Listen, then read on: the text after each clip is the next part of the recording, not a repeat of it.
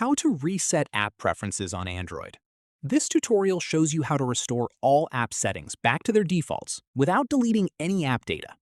First, open the Settings app on your Android device. From there, scroll down and tap Apps.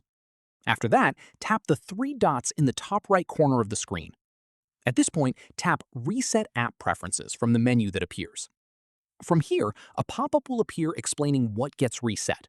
This includes default apps, background data restrictions, notification settings, and permission restrictions for all apps at once.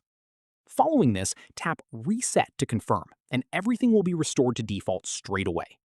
Finally, keep in mind that this doesn't delete any app data or uninstall anything. It simply clears all the custom preferences and defaults you've set across your apps, so you may need to go back and reassign things like your default browser or default messaging app afterwards. That's how you reset app preferences on Android. If this helped, give it a like, subscribe for more tutorials, and ring the bell so you catch the next one. See you then.